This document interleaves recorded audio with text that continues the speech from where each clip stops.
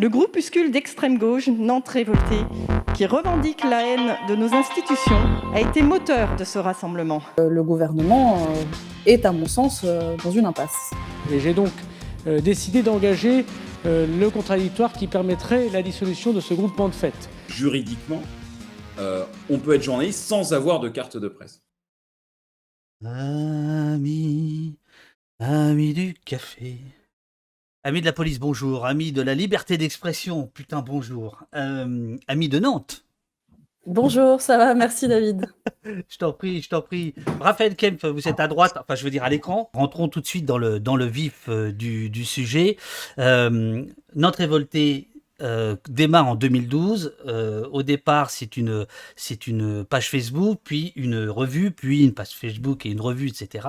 Ce sont des gens qui publient depuis donc une dizaine d'années énormément d'articles étayés, engagés, certes, mais étayés, comme documentés. On leur doit notamment sur Steve Maia-Caniço un travail absolument considérable. Il est très clair que sans le travail de Nantes Révoltée, on n'en serait pas là. C'est notamment Nantes Révoltée qui avait récupéré les images de ce qui s'était passé quai de Loire à Nantes. Et la semaine dernière, Gérald Darmanin a annoncé la dissolution du groupe Nantes Révoltée. Juste là, David, tu as dit que Gérald Darmanin, ce qu'il reproche au groupe Nantes Révoltée et l'usage du mot groupe. J'ai fait voilà, exprès. il est vraiment pas inintéressant parce que les qualificatifs n'ont vraiment pas manqué pour désigner Nantes Révoltée de la part du gouvernement notamment et ensuite beaucoup de la presse. On a entendu parler de groupe, on a entendu parler de groupuscule, on a entendu parler de groupement de faits, qui est le seul terme juridique applicable, de collectif. On a un peu tout entendu et on ne sait toujours pas, et Gérald Darmanin n'a pas l'air de savoir non plus, ce qu'est en réalité Nantes Révoltée. L'annonce de Gérald Darmanin à l'Assemblée nationale a été un peu, rapide. Il s'est fondé, pour l'essentiel, il a fait référence à une manifestation qui a eu lieu à Nantes le 21 janvier, manifestation au cours de laquelle apparemment des dégradations ont été commises. Et donc, il se fonde sur cette manifestation pour venir expliquer qu'il faudrait dissoudre Nantes Révoltée, parce que David, tu as dit tout à l'heure, oui, Darmanin dissout Nantes Révoltée. Non, Darmanin annonce l'enclenchement, je reprends ces termes, du contradictoire en vue de la dissolution de Nantes Révoltée. Donc, ça fait quand même... on est dans l'intentionnalité de l'intentionnalité, mais bon, ça fait déjà pour nous de Darmanin une forme de coupable d'avoir cette intention-là. Donc, en gros, Darmanin, il arrive à l'Assemblée nationale, puis il dit je vais engager le contradictoire. Donc, le contradictoire, c'est le terme technique, juridique, pour dire j'engage la procédure de dissolution dans le cadre d'un débat contradictoire avec Nantes Révoltée. Seulement, il dit qu'il le fait, mais en fait, il ne l'a pas fait. Il va dire pourquoi je le fais ? Parce que Nantes Révoltée a appelé à la manifestation du 21 janvier, au cours de laquelle des dégradations, des violences ont été commises.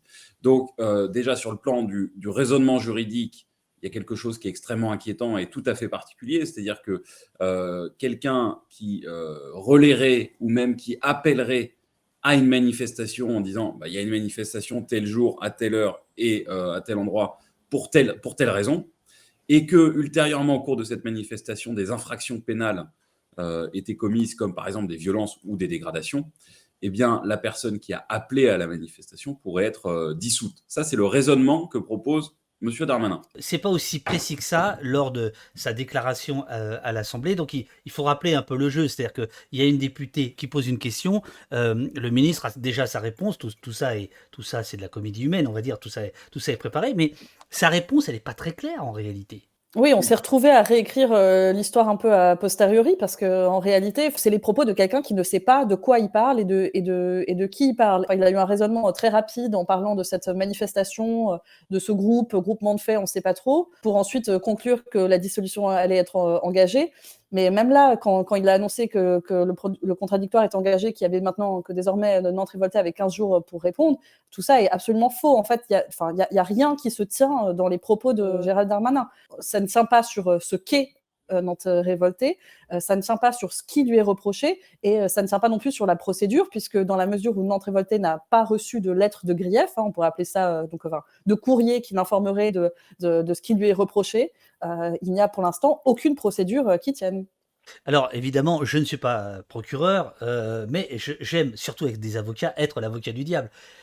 Pourquoi faire une annonce aussi merdique? Je pense qu'il faut analyser ça dans le cadre du champ politique nantais, où il y a des luttes politiques locales dont Nantes Révoltée fait l'objet de façon épisodique depuis plusieurs années et à plusieurs reprises. Des personnages politiques locaux insistent sur le fait que Nantes Révoltée pourrait être un groupement, etc., de dangereux antifa, black bloc, etc. Enfin, c'est ce genre de vocabulaire qui est employé. Donc là, à la suite de la manifestation de vendredi dernier, certains élus locaux y ont vu une opportunité pour faire monter le sujet et exiger quelque chose du ministre de l'Intérieur. Alors, ces élus locaux, ce sont la présidente Les Républicains de la région Loire-Atlantique, Madame Opel, qui est députée, et le fameux François de Rugy. Christelle Morancé, je demande à Gérald Darmanin d'engager une procédure à l'encontre du groupement de faits de l'ultra-gauche Nantes Révoltée et groupements affiliés en vue de leur dissolution. Il faut quand même rappeler qu'elle est porte-parole de Valérie Pécresse. On est quand même à un niveau d'élection présidentielle, mais mine de rien. Oui, ce que je vois, c'est qu'effectivement, il y a donc une opposante politique au gouvernement en place qui met la pression sur Darmanin, sur sa droite, C'est ça. en lui disant « Vous n'êtes pas assez répressif, allez dissoudre ces antifas, cette ultra-gauche, etc. » parce que la désignation d'un ennemi est pour l'État, toi David, tu le sais parfaitement, est pour l'État et le gouvernement un moyen de convaincre une clientèle politique. Ce qui est intéressant sur l'analyse politique, c'est que la maire de Nantes, qui pourtant est très opposée aux manifestations, très critique de ce que je vois de Nantes Révoltée, Johanna Roland, n'a pas soutenu cette demande de dissolution. Donc là, sur le champ de l'analyse politique, il y a quelque chose d'intéressant à examiner. Voilà, mais de façon générale, plusieurs élus y ont vu, à mon avis, un coup à jouer en demandant ça. Elle de Valérie Opelt, alors elle, je ne la C'est ça. connaissais pas. Hein. Donc on a La République En Marche d'un côté, les Républicains de l'autre, qui ensemble demandent la dissolution de Nantes Révoltée. Pourquoi ça agit maintenant? Parce que des manifestations à Nantes non déclarées, dont le journal Nantes Révoltée relaie l'appel, ça fait 10 ans, je veux dire. Donc pourquoi aujourd'hui? Pourquoi aujourd'hui précisément, hormis le contexte politique et l'approche des élections présidentielles, j'ai pas d'explication particulière, mais ce qu'il faut quand même rappeler, c'est que c'est pas la première fois que Nantes Révoltée est dans le viseur et dans le collimateur des députés locaux. Déjà en 2016, il y avait eu un peu une tentative de vouloir faire taire, je vais dire ça comme ça, Nantes Révoltée. Et donc là, on est un peu sur un retour. Alors vraiment, cette manifestation, elle avait en plus, qui s'est tenue là le 21 janvier, elle avait rien de particulier en réalité. Et surtout, ce n'est absolument pas Nantes Révoltée qui a organisé cette manifestation, ni même qui a rédigé l'appel. Elle a relayé cet appel qui a été fait par par d'autres collectifs. Donc, voilà, ça suit un peu une longue procédure qui a été entamée déjà dès 2016. Alors procédure pas au sens juridique, hein, mais au sens intellectuel, c'est-à-dire que ça fait depuis 2016 que Nantes Révoltée dérange. Je pense que c'est vraiment le bon terme. Là, on a vraiment un exemple typique d'utilisation politique d'une procédure. François de Rugy mène également la bataille. Il tweete lors de la séance des questions d'actualité d'Assemblée nationale: ma collègue de Nantes, Valérie Opelt, va demander en notre nom des mesures pour que ne perdure pas le climat d'impunité autour des manifestations violentes de l'extrême gauche. Nantes Révoltée. Donc il faut rappeler qu'il y a entre Nantes Révoltée et de Rugy une sorte de passion, et notamment Nantes Révoltée avait relayé pas mal d'actions contre de Rugy lors de la fameuse affaire du homard.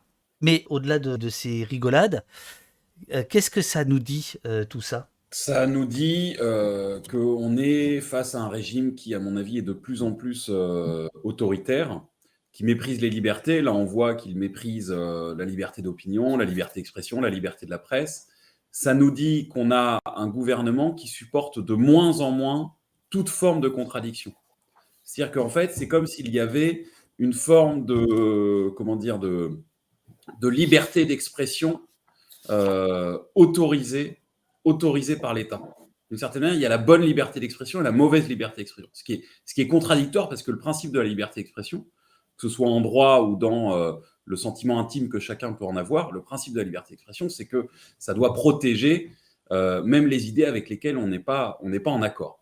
Donc là, on a effectivement un média, Nantes Révoltée, qui a un style parfois un peu pamphlétaire, un peu drôle, un peu piquant, et c'est son droit. Et en France, heureusement, on a dans la presse une tradition historique de médias très engagés, d'ailleurs sur tout le champ politique, qui parfois n'y vont pas par le dos de la cuillère. Donc Nantes Révoltée s'inscrit dans cette tradition-là, dans cette lignée-là. Et à côté de ça, ils font aussi un travail. Alors, ils n'ont pas de carte de presse, mais parfois un travail qui s'apparente à un travail de journaliste. Et des interviews, des formes de reportage. Pour répondre à ta question, ce que ça dit de ce régime-là, c'est que ça confirme cette intuition que nous avions déjà depuis quelques années, à savoir qu'on est face à un régime qui peut être qualifié de libéral autoritaire, de libéralisme autoritaire, pour reprendre l'expression d'un philosophe qui s'appelle Grégoire Chamaillou et qui a travaillé sur l'origine du néolibéralisme et du libéralisme. Et c'est tout à fait intéressant. Didier Martin, préfet de Loire-Atlantique, donc de Nantes, nous dit « C'est bien gentil de nous rappeler que la procédure de dissolution d'un groupement de fait existe dans les textes, mais il n'a pas échappé à mes prédécesseurs ni à moi-même qu'elle n'a pas été activée à ce jour et que ce n'est pas aussi simple qu'on peut le penser. Par exemple, si Nantes Révoltée est considéré comme un média, on est confronté au respect de la loi sur la liberté de la presse, a-t-il déclaré ce mardi 25 janvier, selon Ouest France, peu avant la déclaration du ministre de l'Intérieur. » Il n'a pas tort, là, le préfet. Ah non, il a même totalement raison, et c'est le seul d'ailleurs qui a été un petit peu lucide sur ce qu'est en réalité Nantes Révoltée, à savoir un média, et que dans ce contexte-là, le fait que ce soit un média, ça pose d'autres questions pour sa dissolution que si c'était un groupement de faits qui serait constitutif d'une milice ou d'un groupe armé, pour le dire de manière un petit peu large. Alors effectivement, le fait que Nantes Révoltée c'est un média, je pense que c'est bien quand même de le rappeler, ça ne fait aujourd'hui absolument pas débat. Il y a quand même eu un nombre de soutiens très importants de la part d'autres organes de presse qui tendent à considérer vraiment Nantes Révoltée comme un des leurs, comme leur père. Encore hier, il y a le SNJ qui a publié un communiqué en disant Nantes Révoltée aujourd'hui et qui d'autre demain. Nantes Révoltée est considéré comme un média. Et nous, on a évidemment vérifié en long, en large et en travers. Il n'y a jamais de procédure de dissolution qui est concerné un média. Donc ce serait vraiment une première que le gouvernement ose se lancer dans cette démarche-là, avec toutes les difficultés que ça implique, puisque en principe, alors je dis de manière un petit peu générale, quand il y a des procédures de dissolution qui sont entamées, on met en balance la protection de l'ordre public, les troubles qui pourraient être causés à l'ordre public et la liberté d'association, éventuellement la liberté d'expression. Mais là, avec la dissolution d'un média, vous avez des nouvelles libertés auxquelles il serait porté atteinte, à savoir la liberté, la liberté d'expression encore toujours, mais la liberté aussi de la presse. Et ces libertés-là, elles sont censées être d'autant plus protégées dans une démocratie. Et porter atteinte à ces libertés-là, il faut vraiment que de l'autre côté, les intérêts qui sont en balance, les troubles qui sont causés à l'ordre public soient d'autant plus graves et d'autant plus avérés. Et c'est évidemment là que le gouvernement aurait des difficultés à démontrer de la part de Nantes Révoltée, du média Nantes Révoltée, des troubles graves à l'ordre public. La loi sur la presse, la loi de 1881, est-ce qu'on peut revenir dessus? Parce que, en fait, contrairement à son intitulé, elle concerne la liberté de tout le monde, la liberté d'expression. La loi de 1881 sur la liberté de la presse, c'est une loi qui, à l'époque, a été une loi extrêmement importante parce qu'elle a supprimé notamment la censure préalable. C'est-à-dire l'idée qu'avant de publier un article de presse, un journal ou quoi que ce soit, il faut pouvoir le montrer au gouvernement. C'est ensuite une loi absolument capitale parce qu'elle a dit que pour les délits de presse, il ne fallait pas que les personnes puissent être envoyées en détention provisoire. La détention provisoire, c'est la détention d'aller en prison avant son jugement, ce qu'on appelle dans le vocabulaire courant, on va dire la préventive. Ouais. Et cette loi a aussi dit que les délits de presse devaient être examinés par un jury populaire, c'est-à-dire des citoyens tirés au sort devant des cours d'assises. Donc tout ça, c'est des formes de garanties qui ont été posées par cette loi dans le but de protéger la liberté de la presse et la liberté d'expression de tous les citoyens. Ce qui est intéressant quand on lit la loi de 1881, c'est-à-dire qu'elle s'appelle, comme tu dis, loi sur la liberté de la presse, mais en fait, elle vise l'intégralité ou la quasi-intégralité des formes d'expression, qu'elles soient orales, écrites, par des gestes, par des placards, par des affiches. Elle vise l'ensemble de ces modalités d'expression dans l'espace public. Cette loi, elle a une histoire capitale. Elle protège la liberté d'expression de tout un chacun.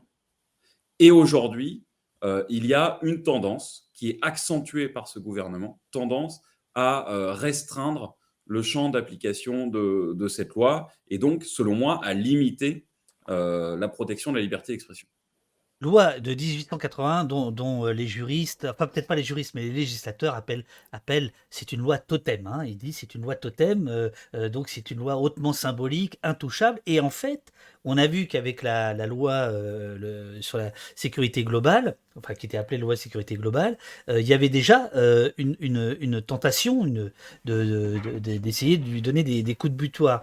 Est-ce que par exemple l'annonce donc qui semble, on a compris, un peu confuse de Darmanin contre Nantes révoltée, c'est la suite de ça? Très sincèrement, je pense que quand l'annonce est faite, Gérald Darmanin n'a pas connaissance ou n'a pas conscience du fait que Nantes révoltée, ce n'est pas un groupement de faits qui organise des manifestations et qui commet des dégradations en manifestation. Je pense qu'il y a eu vraiment une erreur de leur part. Alors, une erreur qui est quand même fautive, hein, puisque c'est évidemment bien de se renseigner avant de faire des grandes annonces devant la représentation nationale.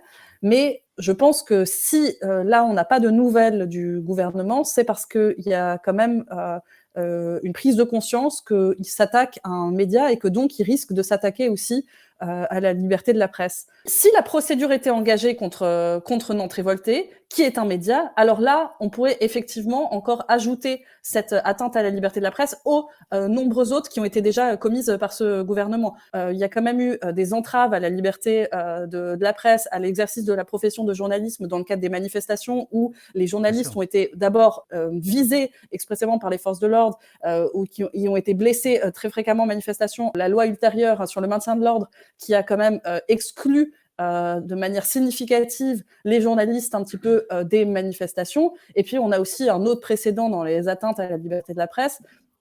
Lorsque on a eu des journalistes convoqués à la DGSI, c'était également une première sur des enquêtes qu'ils avaient menées. Donc, les atteintes à la liberté de la presse, elles ne manquent pas dans ce gouvernement et je ne doute pas qu'il y en aura d'autres. Par contre, là, sur la question de la dissolution de Nantes révoltée, ce sera une nouvelle étape qui sera franchie si la procédure est effectivement engagée. Vos clients, Nantes révoltée, ont-ils reçu quoi que ce soit? Puisque Darmanin a dit qu'ils auraient 15 jours. Non. Le gouvernement a la libre disposition du temps en ce qui concerne l'enclenchement de la procédure de dissolution. C'est lui qui fixera le délai qu'il offrira à Nantes révoltée pour répondre. Donc là, pour l'instant, on peut le dire de manière absolument catégorique, la procédure de dissolution n'est pas engagée, n'est pas enclenchée dans la mesure où Nantes révoltée n'a reçu aucune lettre de grief, aucun courrier qui l'informerait de l'ouverture de cette procédure. La fronde qui s'est engagée contre cette dissolution, avec une pétition où il y a énormément de gens, j'avais regardé, enfin j'irai voir tout à l'heure, 37 000 signatures, les syndicats de journalistes qui peu à peu se bougent, quelques titres qui disent quand même là il y a un problème. Est-ce que vous pensez que ça agit ou pas? Ou est-ce que tout ça, pour le dire autrement, de manière peut-être plus politique, est-ce que tout ça, finalement, le fait qu'on fasse cette émission, qu'on prenne ça au sérieux, n'alimente pas en fait cette peur qui est agitée par Darmanin, par les députés dont on a vu les noms tout à l'heure, etc. C'est-à-dire que finalement, est-ce qu'ils n'ont pas déjà gagné le fait même d'agiter une menace qui, a priori, si on vous en croit et on vous croit, n'a pas de fondement juridique, quoi. Sauf à toucher une loi. Moi, je suis d'un naturel optimiste. Hein. C'est-à-dire que je pencherais plutôt pour la première option. C'est-à-dire que là, ce qui s'est passé en une semaine, c'est quand même très étonnant. Je pense que Nantes révoltée ne s'y attendait pas. Ses avocats ne s'y attendaient pas. Moi, je trouve ça, politiquement intéressant, politiquement réjouissant qu'un grand nombre de personnes, comme le SNJ, comme des rédactions, comme des syndicats, comme la coordination des médias libres, Même Edoui Plenel a fait un tweet sur Nantes Révoltée. Je suis très heureux, personnellement, et comme citoyen, qu'un grand nombre de gens se lèvent et disent non, on ne peut pas interdire une page Facebook, un média qui communique des informations sur tout un tas de sujets.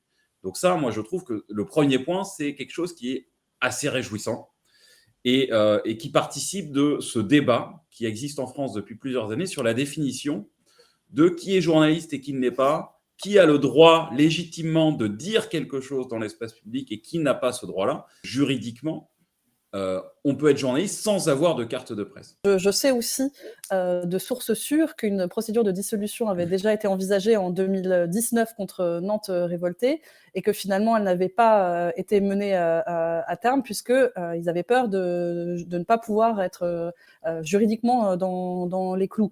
Donc il n'y a rien qui a changé depuis 2019 concernant Nantes Révoltée, si ce n'est que ce média a pris de l'ampleur et qu'il est suivi par de plus en plus de personnes. On n'a pas besoin d'être détenteur d'une carte de presse pour avoir le titre de journaliste, puisque sinon les rédactions de la plupart des médias nationaux seraient privées et dépourvues de journalistes, parce qu'en réalité, très peu sont détenteurs de la carte de presse, puisque c'est avant tout une question de revenus et de ressources. C'est-à-dire qu'il faut tirer toutes ces ressources et ces revenus la majorité de ces revenus. Voilà, la majorité, de la production d'informations. Donc tous les journalistes n'ont pas de carte de presse, et du coup, on ne peut pas dire que Nantes Révoltée ne serait pas un média, parce que les personnes qui y participent ne sont pas journalistes. Sur la qualification de média, il y a une définition qui a été donnée par le rédacteur en chef de Street Press qui dit un média, il produit de l'information, et ce que fait Nantes Révoltée, c'est produire de l'information. Et donc, à ce titre-là, c'est vraiment un média. Et donc, le gouvernement est, à mon sens, dans une impasse. Il existe quand même, justement par la loi sur la presse de 1881, tout un tas de procédures pour embêter un journaliste ou pour faire valoir le droit. On peut l'attaquer pour diffamation, etc., etc. Pourquoi là, c'est carrément la dissolution ? La volonté d'engager la procédure de dissolution, c'est vraiment l'aveu de l'absence de grief réel et sérieux qui pourrait être fait à Nantes Révoltée sur le plan judiciaire et sur le plan pénal. Si Nantes Révoltée publiait des informations, des articles qui seraient passibles de sanctions sur le fondement de la loi sur la presse, alors le gouvernement et les procureurs n'hésiteraient pas à engager des poursuites, ce qui n'est absolument pas le cas. Et de même, si Nantes Révoltée appelait à des manifestations violentes, appelait à commettre des dégradations en manifestation, ça pourrait également être poursuivi sur le plan pénal, et ce n'est pas le cas. Et c'est donc un aveu absolument réel et sérieux de l'absence, en réalité, de faits répréhensibles qui peuvent être imputés à Nantes Révoltée. Et d'ailleurs, je pense que cet argument est d'autant plus sérieux que ce gouvernement et ses procureurs, dont on rappelle au tweet chose que ce ne sont pas des magistrats indépendants, ce gouvernement n'hésite pas à poursuivre les propos qui lui déplaisent. La jurisprudence, de façon générale, des tribunaux concernant la liberté d'expression est quand même assez protectrice. Il faut bien le dire. Oui. Et d'une certaine manière, Gérald Darmanin, en annonçant la dissolution et en utilisant la vieille loi de 1936 sur la dissolution des groupes de combat, d'une certaine manière, Gérald Darmanin cherche à contourner la loi sur la liberté de la presse qui offrirait beaucoup plus de garanties. Et comme le dit Aïnoa, Nantes Révoltée n'a pas fait l'objet de poursuites. Alors, on ne peut pas dire d'un côté, on va vous dissoudre parce que, soi-disant, vous provoquez à la violence, et de l'autre, ne pas offrir à Nantes Révoltée les garanties de la liberté, de la loi sur la liberté de la presse, et donc d'un procès devant un tribunal indépendant. Je ne sais pas si ça c'est clair, mais il y a un contournement de procédure. Vous parliez tous les deux du SNJ, Syndicat national des journalistes. Il est écrit quand même cette phrase que la dissolution d'un média, qui serait donc une première depuis 1945, constituerait une grave atteinte à la liberté d'informer et d'être informé, à la liberté d'opinion, à la liberté d'expression. Avez-vous fait des recherches en ce sens ? Et est-ce qu'en effet, depuis 1945, aucun média n'a été dissous en France ? Aucun. Est-ce que vous, par exemple, en tant qu'avocat, vous pourriez défendre au nom de la liberté d'expression les OAF Paris, les je sais pas quoi ? Alors, moi, j'aimerais juste faire une petite précision parce qu'effectivement, il y a récemment beaucoup de groupes d'extrême droite qui ont été dissous sur le fondement de la loi de 1936. Voilà. Mais il faut quand même regarder au regard de quels articles, quelles dispositions ces groupes-là, ils ont été dissous. C'est au regard de deux alinéas de la loi de 1936, c'est le numéro 2 et le numéro 6. Le numéro 2, il parle des groupes armés, donc des milices privées, et donc ça reproche au groupement de fait d'être constitué en milices, en groupes armés, avec une structure hiérarchique, avec des séances d'entraînement au combat, etc. Et sur le fondement du 6e de cette loi, qui est la provocation à la haine et à la discrimination. Et dans le cadre de la procédure qui serait menée contre Nantes Révoltée, ces deux accusations-là, elles ne peuvent pas être portées. C'est-à-dire qu'il n'est pas reproché, même quand on entend les membres du gouvernement s'exprimer, ou les membres de la majorité s'exprimer sur une volonté de dissolution de Nantes Révoltée, on ne leur reproche jamais d'être constitués en milice de combat, pas plus qu'on ne leur reproche des atteintes, des provocations à la haine et à la discrimination. Donc, on est quand même sur un cas de figure qui est complètement différent. Moi, personnellement, même si on me le demandait, je ne défendrais pas des groupes d'extrême droite. Ceci étant, la critique Pourquoi ? Parce que je ne partage pas les aspirations et les convictions politiques des groupes d'extrême droite. Et à un moment donné, on peut faire son avocat, il y a plusieurs manières de le faire, et toutes sont légitimes et entendables. Mais moi, la manière dont j'ai choisi de faire mon métier, et on pourrait avoir des débats très longs sur cette question, mais ce n'est pas l'objet, c'est de défendre aussi des gens, pas avec qui je suis toujours en accord, mais qui sont dans des aspirations proches de celles qui peuvent être les miennes. Voilà, donc c'est la raison pour laquelle je ne vais pas défendre de policiers violents, par exemple, ou de policiers. Je ne vais pas défendre de groupes d'extrême droite. Voilà, ça c'est un choix personnel qui m'appartient et c'est mon droit et ma liberté. Raphaël, c'est tout à fait ton droit et ta liberté, et je trouve ça super que tu puisses l'exprimer, mais je trouve intéressant aussi qu'on aborde ces questions-là. N'est-ce pas une manœuvre de Darmanin et non pas une erreur d'appréciation de menacer Nantes Révoltée de dissolution pour voir les réactions et savoir si oui, il peut continuer dans ce sens pour d'autres médias? Oui, c'est de la stratégie politique. Est-ce qu'on peut parler de ballon d'essai ? Je ne sais pas. Mais c'est sûr que ce gouvernement essaye en permanence d'aller toujours plus loin et voit jusqu'où il peut aller. C'est terrible parce qu'on en aurait presque souhaité que la procédure soit effectivement lancée pour qu'on puisse voir en fait réellement quels étaient les reproches que le gouvernement entendait faire à Nantes Révoltée et sur quel terrain ils entendaient se placer pour dissoudre ce média, parce que là nous on en est réduit à des hypothèses et à des conjectures et en réalité c'est très désagréable. C'est sûr que c'est une menace que le gouvernement fait peser. Ce qui est certain, c'est que si le gouvernement entendait faire peur à Nantes Révoltée et faire peur aux autres médias, je crois que ce qu'il a provoqué, c'est en réalité la réaction inverse, puisqu'il a fait un coup de publicité énorme à Nantes Révoltée. En plus de ça, il a permis un soutien de l'ensemble de la profession et donc en réalité, il a mis en avant et il a généré une forme de solidarité entre les médias indépendants, mais pas que entre les médias indépendants, également entre les médias indépendants et les organes de presse plus majoritaires. Ce qui est terrible, c'est qu'on n'aurait pas dû avoir à traiter ce genre d'épisode en fait. Le fait même que le gouvernement entende s'attaquer à un média, c'est déjà, même si la procédure n'aboutit pas ou même s'il ne va pas jusqu'au bout, c'est déjà en réalité trop tard parce que le signal que ça envoie est grave et relativement déplorable. Merde, je voulais qu'on finisse sur une note gay, une note de combat, mais voilà. Merci beaucoup à vous deux. Merci à vous. On nous demande comment aider Nantes Révoltée. Est-ce qu'il y a une cagnotte Alors, vous pouvez signer la pétition de soutien et je crois qu'ils mettent en vente je crois pas, je suis sûre qu'ils mettent en vente des revues papier. Donc, c'est possible de les aider en achetant ces revues-là. Merci beaucoup à tous les deux et donc à très bientôt au poste. Merci. À bientôt. À bientôt. Merci beaucoup. Ciao, ciao.